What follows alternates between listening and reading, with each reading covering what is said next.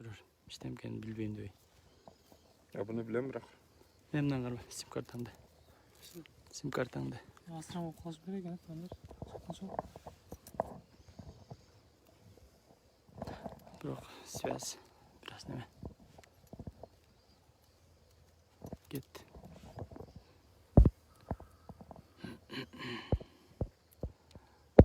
Assalamu alaikum rahmatullah mekеништер.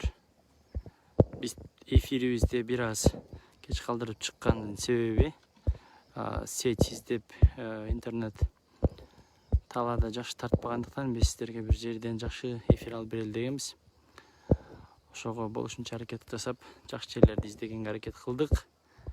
Ошонун себебинен биз бул жерде дагы бирок интернет аябай начар экен. Ошондуктан катып жанакындай болуп калса үзүлүп калышыбыз мүмкүн. Алдын ала анда эстетип коелу. Ошол бир чыгып, бир чыкпай атат. Мүмкүн болушунча бөлүшүп, комментарий жазып коюңуздар. Биз сиздер менен талкуу кылчу. Эң орчундуу маселе Баткен окуясы. Ошол боюнча болмокчу. Жанагы бийликтин көңүл кош мамилеси.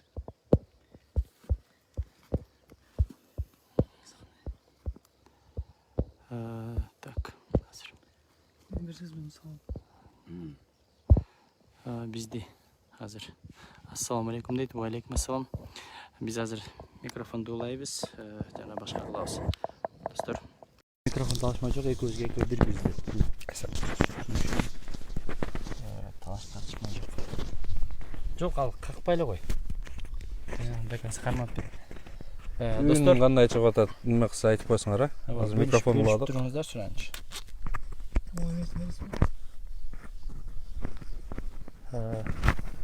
Аны не керек болса? Сенде жок базы башка интернет. Ансы деле.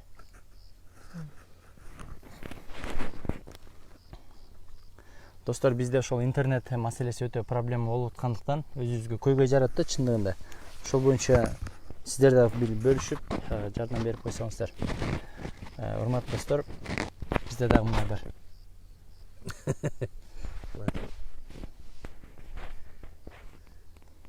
Неге планшет алып чыктык? Себеби азыр ушул планшет колдонгон адамдарга кайрылабыз, Планшеттен планшетке кайрылуу.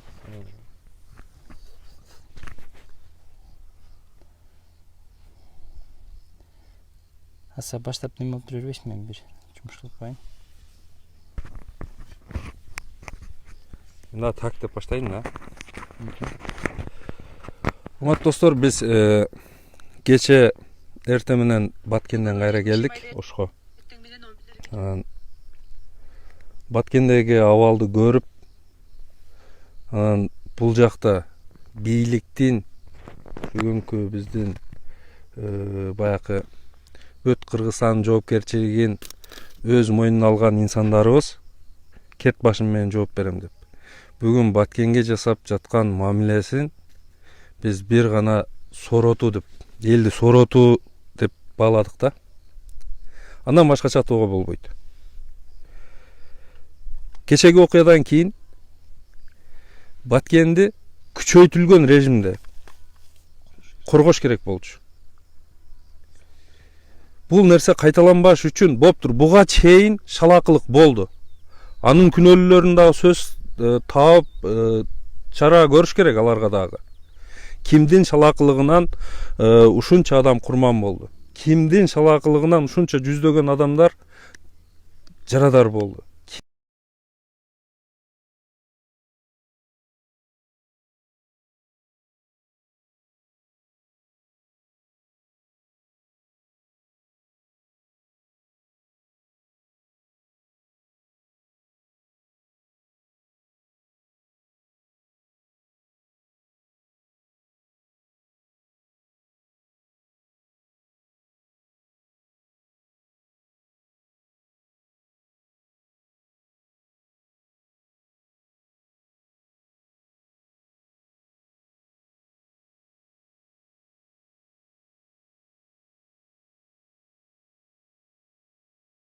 Bir тараптуу.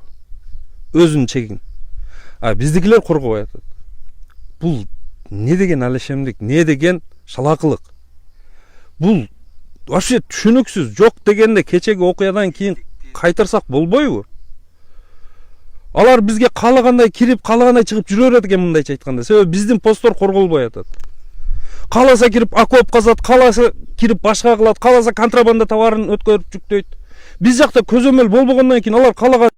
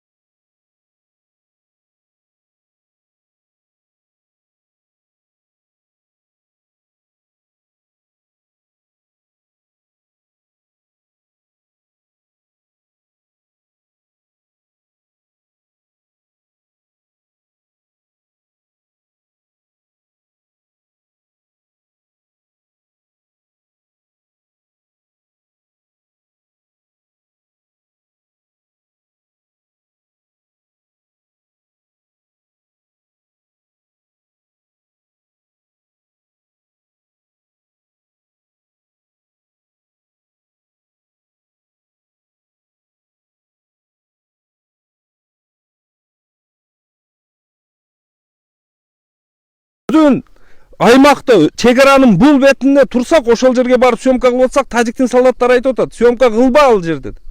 Алар биздин жерге кожоюнчулук кылып атат. Атам дейт. Биз чегарадан алар жакка өтө элекпиз. Өзүбүз жакта турабыз. Эми ал жер ошол канал чегара эсептелинет экен. Көпүрөнү өзүңүздөр көрдүңүздөр, мусор төгүп койгонбуз биз.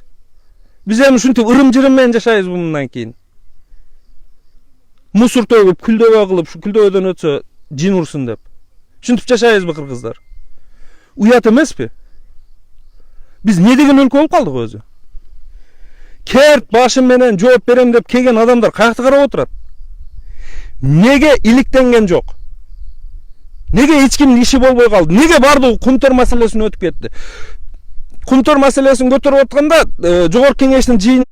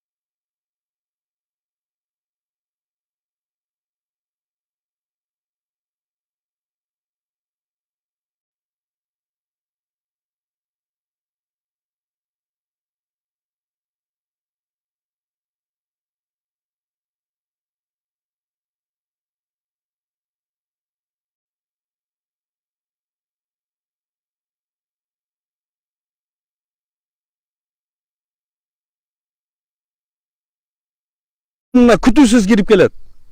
Неге Баткенге барбайт? Күтүүсүз? Неге ошол чегарада эч ким жок экенин барып, атай чегара кызматы бар бизде. Ошол чегарачыларды, ошол шалакылыгын неге кармабайт? Андан башка лейлектиктер бүгүн бул жактан өтө мындай оор психологический оор абалда жашап атат. Коркуу менен, кооптонуу менен жашап атат. Бул жакта болсо 1,5 миллион сомго, 1,5 миллион сомго ошол насосты алмаштырса болот экен бирөөсүн. Бирок 600 гектар жерге айдаган эгини 530 гектарын айдаптыр быйыл. 20 миллиондой расход кетирип, канча мээнет менен эл айдаган эгин азыр күйүп атат Баткенде. Ал жерден адамдар түшүм албаса, ал жерде завод, фабрика болбосо, ишкана болбосо, элдер ошол дыйканчылыктын эсебинен жашаса, эртең күнү алардын тагдыры не болот? Бул мен шундай өзүмчө, бул менин оюм, шундай ойлоп атам, баткендиктерди, лейлектиктерди тажатып, ошол жерлерди таштап кетирүүгө мажбурлоо деп түшүнсө деле болот да, мындай ири жагын караса. Элди ошол жерден тажатып, такыр жашоого мүмкүн болбой калганда, ошол жерин таштап кетсин дегендей мамиле болуп атат да азыр бизде. Жоопко тартылыш керек. Мен аябай көп сөздөрүм. Мисалы, Биз ошол курман болгондорго азыр үй куруп берип атабыз, өкмөт. Жакшы бул жагы. Бирок бул милдеттүү. Өкмөт милдеттүү аларга үй куруп берген 1 миллион сомдон кенем акча төлөп атабыз. Адамдын өмүрү ушунчалык арзан бааланды да. Эми болуптур, түшүнөбүз. Мамлекеттин казынасын биз деле башка жактан келген жокпуз, ушул Кыргызстандын жарандарыбыз. Түшүнөбүз бардык болуп аткан нерсени. Колдон келишинче болуп атат да эми. Бирок жок дегенде ушул нерсени өрт чыгып, өрттөнүп бүткөндөн кийин баягы өрттү өчүрүш үчүн эмес, баягы элди сооротуш үчүн эмес, алдын алыш керек да. Алдын алып аракет кылыш керек. Ар бир кадамга керек болсо азыр аскерлерибизди апарып коюш керек чегерачыларды. Митинг кылдырып, бийлигибизди коргобой, ошол митингге чыкчу доброволецтер болсо, ыктыярчылар, апарып ошолорду коюш керек. Бир жумадан кайтар жок дегенде де. Колуна куралды берип, апарып ошол жерге коюш керек. Биз азыр баягы Баткен окуясын изилдеп, ага күнөөлүү адамдарды таап, аларга керектүү жаза бербесек, мындан кийин ишенип дайындаган чоңдорубуз деле ошол эле шалакылыкты кылат. Аларга сабак болуш керек. Сөзсүз керектүү адамдар тийиштүү жазасын алыш керек. Губернаторду иштен алып коюу менен бул нерсе бүтпөйт. Губернатордун ал жерде тиешеси деле жок. Согуш болуп кетишин. Ага күнөөлүү адамдар бар. Аны издесе чыгат. Такыр таппай атсаңар сурагыла, биз айтып беребиз кайсыл жактан боштолуп не болгонун. Бул биринчи. Азыр мен айтып берсем азыр аябай тереңге кирип кетем. Неме кыл? Мирлан мырза, сен өзүң оюңду билдир, анан калганын дагы толуктайбыз. Кунтөр боюнча болуп аткан нерселер боюнча Мен оюмча, менин сөзүмдө, ошо кунтөр маселесини кошуш бул жерде азыр такыр мүмкүн эмес да. Азыр биздин чек-ара жер маселесинде өтө чоң проблема болуп турат. Алар биздин Кыргызстандын ичинде кирип иштеп аткан эми башка жактын не деп атайбыз аларды? Байманаптар дейбизби, же акчалуулар дейбизби, же биздин Кыргызстандын ичиндеги иштеп аткан байманаптар алардын астында кул болуп турат да, мындайча бүгүнкү күндө. Биз ошол чек-ара маселесинен жерге кайтсак, мисалга кече күнү биз барып келдик, көрдүң. Ал жакта жана куураган эл деп биз эфир көрсөттүк. Чындыгында куурап турат. Чындыгында алар суусап турат да. Суусап турат эмнеге? Жанагы бала жакшы сөз айтты го, аябай жакшы сөз айтты. Бизге иш ордунун кереги жок. Иш ордун талап кылбай атабыз. Биз эмнени талап кылып атабыз? Бизге жөн гана сууну жана чек-араны чечип бергиле. Биз ушул жактан кетпейбиз, өзүбүз карайбыз, өзүбүз чечебиз депчи. Кечеки Баткенде болгон окуяны кечеки эле, узакка эле барбай эле, кечеки болуп аткан окуя бүгүн унутулуп баратат да. Бул сен айттың го. Бүгүн унутуп атабыз. 15 күн дагы өткөн жок да. Да. Мен ошол жерде баткендиктерге дагы айтып атканда сен кошподуңбу? Жанагы сиздер азыр ушул убакта колдонуп, ушул убакта пайдаланып калсаңыздар 10-15 күндө булар унутат депчи. 10-15 күндө унутат, кимдер унутту? Айланайын ошол чоң отурган жогорку кеңештеги чоң жыйында бул боюнча сөз болбойт. Сөз болбоду да. Бул иттик да. Ал жерде иттик эмес. Мындайча айтканда, ал жерге баргандардын бардыгы пиарга бар жана башка барды жүрөгү менен барган эч ким болгон жок дейли сезилди да магачы. Канчасы барысы барбасын. Ал жерге берип келген бийликтегилер эмес, ошол жерде отурган жетекчилер керек болсо ошол жактын губернатору жана башкалардын бардыгы бүгүнкү күнү унутуп отурушат бардыгынчы. Себеп эмнеде? Себеп бир эле нерсе. Алар көргөн жок ал нерсени. Алар билген жок, байкаган жок. Алар көдөнү менен сезбеген жок ушул күндө. Алар чөнтөктөн чыккан акчасына кайгырып эл көзүнө көрсүн кылып берип келишти. Эмне үчүн булардын баарын айтып атабыз? Барып келип, жашап келип, ошол эл менен кошо болуп, сүйлөшүп келген адам биз бүгүн унута албай атабыз ал жердеги болгон окуялардычы. Ошол жердеги апалардын, ошол жердеги аталардын көз жаштары.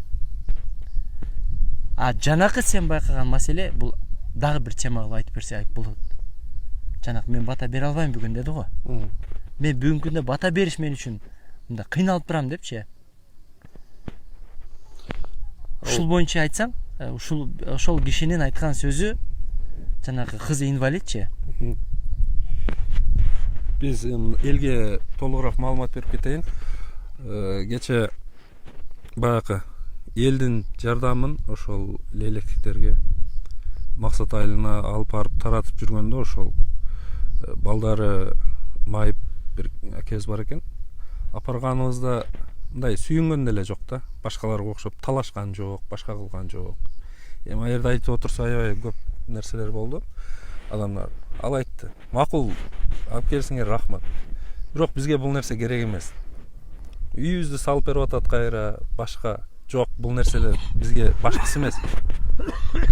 Биз канча жылдап чогулткан, жасаган баягы мээрим менен жасайсың го адам. Өз үйүңдү жасап, жасалгалап, ичин толтуруп жасаган нерсебиз көз ачып жумгунча бир миномет же дагы бир неке менен бир атса гранатомет менен бир атса жок болот экен. Бул бизде такыр неме калбай калды. Бул жерде баягы жашаганга мындай үмүт аябай мындай алсыз болуп калды үмүтүбүз. Каалаган учурда бул нерсенин алдын албаса, бул нерсени чечпесе, бул нерсе көз ачып жумгунча кайра эле кайталана берет экен. Себеби биз көп жылдан бери булундай окуяларды, эми бул эң чоң болду, бирок буга окшогон чыңалуулар, буга окшогон немелер, кагылышуулар көп эле болуп келет ал жерлерде. Чечүү керек. Чечкенде кандай? Берүү жолу менен эмес. Жеңилүү жолу менен, не каалаган жериңи ал, эптеп бизге калтырган жериңи биз алайлы деген принцип менен эмес. Акылдуулук менен ал жака дагы, биз жака дагы зыян жетпегендей кылып, бул маселени чечүү керек. Бул сөзсүз. Бирок ошол азыр эми тилекке каршы чечилбей турат. 30 жылдын жүзү болду. 30 жылдан бери бул маселе чечилбей калды. Турган нерсе турган сайын баягы ачып, ирип, чирип, бузулган сыяктуу бул нерсе дагы аябай бузулуп баратат. Мунун алгачкы немелерин көрүп атабыз биз, залакасын. Эми мындан кийинкиси мындан дагы чыңалып, мындан дагы оорураак болушу мүмкүн. Бирок ошого жеткенге чейин кандай болбосун чечишибиз керек. Чечкенге чейин биз мындай мамлекет катары, өз алдыбызча эгемендүү мамлекет катары өзүбүздү, чегибизди коргоп, макул талаш жерлер талаш эмес кечегиндей жерлерди, постторубузду карабай атсак, биз бир баягы эки кошуна бар, бирөөсү мындайча айтканда баягы аракеш, бир алкаш, бомуш, а бирөөсү бай да. Ушундай болуп атат да азыр эки мамлекеттин. Бул байдын бар жогу бар, колун каяка сунса жетет, коргондун алдында жанагы кайтарган камералары бар, башкалары бар, үйүнө кирсең ити бар, пүтү бар дегендей. А бизде болсо дарбазабыз ачык турат да. Биздин шаарыбыз, биздин мекенибиздин дарбазасы ачык турат. Кыргызда ушундай сөз бар. Шаар дарбазасыз болбойт дейт. Бул макалдын жөндөөлүшү ар бир шаардын азаматтары болот. Ошону чыган шаар жетекчиси бектери болот. Ошолор кайтарат. Сөзсүз эле баягы темир дарбаза же жыгач дарбаза кылып тосуштун кереги жок. Намыстуу, эрктүү, күчтүү, духу бийик, тең ата сүйлөшө алган, эгер бир неке десе өзүнө жараша ар тараптан жооп бере алган бектер болгондо анан шаар дарбазалуу болот. А болбосо ал жерге титандан дарбаза куруп келип койсоң дагы баары бир аны ачып өтүшөт. Эгер бул жакта күчтүү бектер болбосо, күчтүү азаматтар болбосо. Ушул нерсеге жетишүүнүн ордуна биз баягы аябай көп курмандыктар болуп кетти, аябай көп жоготуулар болуп кетти. Эми менин бийлигим асылышпасын дегендей кылып элдин баарын чогултуп митингге чыгарып жок эле митингге антимитинг кылып анан калганына не кылып атабыз? Кумтөрдү ойлоп таап атабыз. Туура кумтөр улутташтырылыш керек. Биз колдойбуз аны. Албетте биздин жерибиз, биздин кен байлыгыбыз болгон үчүн, биздин элдин кызыкчылыгы үчүн негизинен иштеши керек. Бирок бул тема өтө мындай назик тема да. Себеби аларда ишенип коер эле мыйзам бузгучулукту таба албайсыңар. Микроскоп менен издеп таба албайсыңар аны. Кадамын мыйзамдаштырып жасап келишкен. Буга чейинки биздин төбөлдөрүбүз, чоңдорубуз, буга чейинки биздин аткаминерлердин баардыгы алардын ар бир аракетин мыйзамдаштырып берип турушкан. Бул эл аралык аренада чечилүүчү маселе. Биз аны жеңип алсак өтө жакшы. Бирок жеңилип калсакчы деген дагы жактары бар да.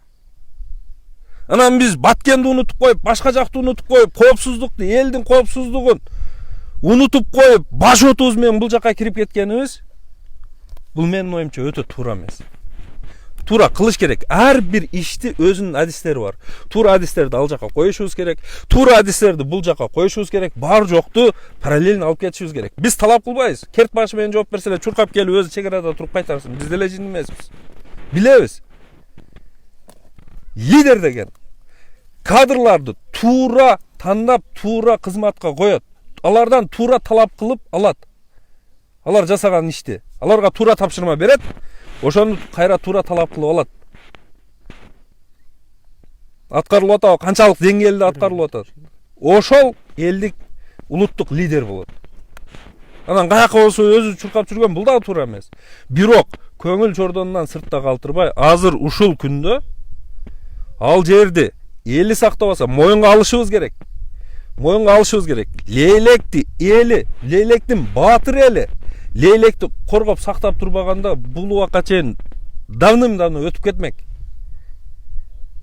Башка ар кандай кетип калмак ал жерден.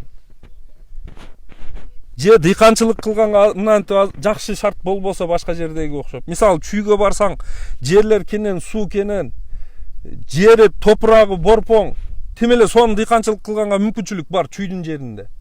Лейлекте жок андай жер. Таштак баары жок.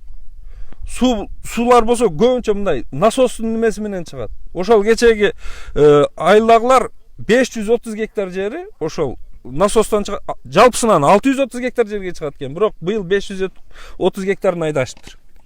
Ошентип тирилик кылат алар ал жерде. Ошону менен жашап чек араны коргоп келатышат. Мекенибизди, ата конушубузду, ыйык жерибизди, киндик каныбыз тамган, топурагы алтындан болгон ыйык жерибизди жат бирөөлөргө берип койбойбуз деп ошолор кандай кыйынчылык болсо да жашап келатат. Биз аларга рахмат деп туруп, бүгүн бар жок токтотуп туруп, ошол жерди көтөрүп, ошол жердеги бардык көйгөйлөрдү чечип, элдин жашоосун кечеги кылган, кечеги шалакылыгыбыз үчүн дагы алардан кечирим сурагандай кылып туруп, ошолордун бардык көйгөйүн чечип, сонун жашоону ошол жерге куруп берип келгенибизде дагы бул жактагы башка жактагы эл унчукпайт болчубуз. Биз өзү өкмөттөн эчтекени үмүт кылган эмеспиз ушул күнгө чейин. Өзүбүздү өзүбүз эптеп жашап келип атабыз. Мындан кийин деле жашай берет болчубуз. Бирок ал жерге керек болуп атат. Эл жанында бар акчасын, кичинекей балдар, кыздар баягы чогулткан копилкаларын чогултуп берди ошол лейлекке жардам деп. Неге өкмөт бүтүндөй Кыргызстанды бийлеп аткан 6,5 миллион элди башкарып аткан бийлерибиз, башчыларыбыз, кожолорубуз неге ойлонбойт ушундай? Элдей ойлонбойт. Ойлонуш керек. Бүгүн ойлонбосок эртең кеч болот. Bunun артында өтө жаман нерселер турат. Биз өзүбүздү ким экенибизди, өзүбүздүн элди алдап башын айландырышыбыз мүмкүн, бирок чет жактагыларды алдай албайбыз. Ким экенибизди көрсөтүп атабыз аларга. Өзүбүздүн алсыз тарабыбызды көрсөтүп атабыз. Биз талап кылабыз, кыргыз жер сууларын коргоо кыймылы өкмөттөн, бийликтен талап кылабыз. Ошу бир дагы чек ара посту бош жатпасын. Тез ошол жерлерге чек арачылар барып турсун. Андай авариялык абалда буткаларыбыз жатпасын. Керек болсо ал жерге атай часовойлорду курайлы, постторду курайлы. Тең көзөмөлдөнсүн.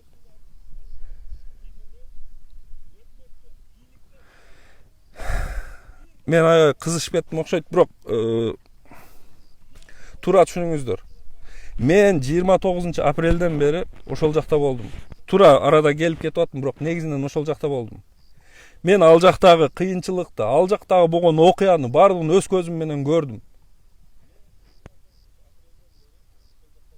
Мен азыр аябай жакшы түшүнүп турам. Бул бийликти каралоо же башка эмес. Бирок акты ак, караны кара деп айтышыбыз керек. Айтышыбыз керек. Садыр Жапаровдун өзүнүн бир жакшы сөзү бар. Башымды кесип коюшуңар мүмкүн, бирок тилимди кесип кое албайсыңар. Себеби кыргызда ушундай сөз бар. Баш кесмек бар, тил кесмек жок дейт. Адилеттүү сөз болсо, чындык болсо аны айтыш керек. Эгер башыбызды алса дагы, башка кылыч келип турса дагы, адилеттүүлүктөн тайбаш керек. Эгер биз өз кызыкчылыгыбызды ойлоп, өз жаныбызды ойлоп, өз жаныбыздын каргытын ойлоп, чындыктан тая берген болсок, биз эч качан өнүкпөйбүз. Мен дайым кайрылууларымда айтып келем, бизге бийликтин кереги жок, бизге кызматтын кереги жок. Сунуштасаңыздар барбайбыз, бирок элди, жерди сүйөт экенбиз, ушундай жаралган экенбиз, бирок элдин көйгөйүн акылыбыз жеткенче айта беребиз. Мен аябай жакшы түшүнүп турам. Мен азыр айтпаган бул жерде өтө көп сөздөр бар. Бирок түшүнбөгөн элдер ишене берет экен. Макул ишенсин, ынтымак керек бизге, тынчтык керек, макул. Бирок силер деле ынсап менен элдин жок деген ушундай эң зарыл болгон көйгөйлөрүн чечип турушуңуздар керек. Милдеттүүсүздөр. Ошого милдеттүүбүз деп келдиңиздер. Эл ишенип шайлады силерди. Эми кандай болду ал жагын Кудай билет, бирок кандай болбосун, эл шайлап бүгүн сиздер башкарып атасыздар. Мен керт башым менен жооп беришим керек. Койчу көп болсо коярам өлөткөн дегендей кылып, жаны баш мыйзам кабыл алдырдыңар. Жооп бергиле. Талап кылабыз эми. Биринчи, Баткен окуясына күнөөлүүлөр, себепкерлер табылып, керектүү чаралар көрүлсүн, керектүү жазасын алсын ошол адамдар. Ким болсо айырмасы жок, алсын. Сөзсүз мамлекеттик комиссия түзүлүп, иликтенсин, терең иликтенсин бул нерсе. Эмне себеп болду? Билебиз бардыгыбыз тажиктер келип кылган, бирок ошолордун келишине не себеп болду? Кимдин шалаалыгынан? Эгер андай болбосо, мындан кийин дагы бул нерсе кайталана берет. Эч ким токтото албайт муну. Сөзсүз тийиштүү чара көрүлбөсө, бул нерсе токтобойт. Баткен окуясына күнөөлүүлөр табылсын сөзсүз. Биз талап кылабыз. Экинчиси, чегаралар күчөйтүлгөн режимде кайтарылсын. Силер баякы бийлик башында тургандар, көчөдө кетип атканда канчалаган милиция, канчалаган ГАИ, канчалаган аскерлер силерди кайтарат. Дал ошондой кылып бүгүн. Силер коркпогула, силерге эч ким тийбейт. Силер Баткенди лейликти кайтаргыла азыр. Чегараны кайтаргыла. Себеби аякта абал өтө курч. Азыр дагы элдер бизге кабар берип атат. Паланча жоголуп кетти, пустанча жоголуп кетти. Дайынсыз жоголгондор болуп атат. Может ап кирип кетип аткандар. Каяктан билебиз? Себеби биз жак кайтарылбайт экенде, биз көзүбүз менен көрүп келдик аны. Эгер ишенбесеңиздер, кечеги ушул Мекендеш ТВнын кечеги эфирин көрүңүздөр. Чегара ачык жатат биз жагы. Тажиктер камера койгон, башка койгон, солдаттар автоматчан турат ошол чегаранын аркы бетинде. Биз жак болсо, будка турат, аварийный абалда. Талкаланган. Мен билишимче ал жерге жок эле дегенде 6 ай 1 жылдан бери солдат келе элек ал жерде. Жок андай нерсе. Эми бул чалакылык да. Болбосо бузуп салыш керек. Көпүрөнү бузуп салыш керек. Бирок бузуп салайын десең, анын ылдый жагында кайра эле кыргыздын айылы бар экен. Бирок бүгүн кыргыз 15-16 эле үй бүлө калып тур. Сада деген айыл бар экен. Ал анклав окшойт, мен түшүнүшүм боюнча. Себеби ошол Тажикстан аркылуу өтөбүз деп айтышты. Жергиликтүү тургундар. Айыл бар экен, бул жол аркылуу ошол айылга каттачубуз. Ошол айылдын балдары ушул жол менен келип окуп кетчү дейт. Бирок азыр мындай абал курчугандан кийин алар көпчүлүгү үйлөрүн сатып Тажиктерге кетип калышты, садалыктар дейт. Ал биздин айыл экен. Жок, Кыргызстандын айылы Тажикстанда анклав экен да, мен ушундай түшүндүм. Урматтуу жетекчилер, эми урматтуу дегенге мен чындап өзүм дитим барбайт, бирок силерди эл шайлады да, кыргыз эли. Мен кыргыз элин сүйгөн адам катары, кыргыз элин сыйлап баягы неме кылган адам катары ошол эл силерди шайлагандан кийин урматтуу дегенге мажбурмун. Татыктуу болбойсуңарбы ошол сөзгө, урматтуу деген сөзгө? Урматыңарды, сыйыңарды көрсөтүп барып ошол жерде элдин немесин чечпейсиңерби? Бул жакта неме калып кетти, барагайлык алып кетти, эми алмаштырдык дедиңер, бирок ол жерде канча кылымдан бери жашап келип аткан түптөлгөн элдин турмуш тирилиги бар болчу да. Ошол тирилигин алып келип азыр биздин Кыргызстанда эми кичине баягы жер тилкесин кесип бердик. Алар эми кайрадан бул жерден жаңыдан жашоо башташ керек. Ошонтип ал жакта садак алып кетип атыптыр. Азыр бир 15 шакты үй бар дейт. Чечпейсиздерби? Чечиш үчүн эркти көрсөтүш керек да, мен чече алам деп. Аларга ишенип таштап койбошубуз керек. Аларга ишенип таштап койсок көрдүк кече не кылганын. Губернатор, экс-губернатор айтты го, биз өзүбүз алардын окоп казганын видеого тартып таратканбыз. Неге реакция жасабадыңар алар видеого тартып тараткан болсо? Демек силерге кабар жеткен да. Неге кенебестик кылдыңар? Тез иликтөө иштерин баштаңыздар. Тез комиссия түзүңүздөр. Ошол жогорку кеңештен, элдин өзүнөн, биз сыяктуу активисттерден кошкула сөзсүз. Адилеттүү каралсын бул. Жөн эле көз боомочулук болбосун катардагы, кезектеги. Урматтуу достор, келиңиздер бардыбыз бир жакадан баш, бир жеңден кол чыгарып, ушул нерсени биз активисттердин оозунда эле калып кетпесин ушул нерсе. Талап кылалы өкмөттөн.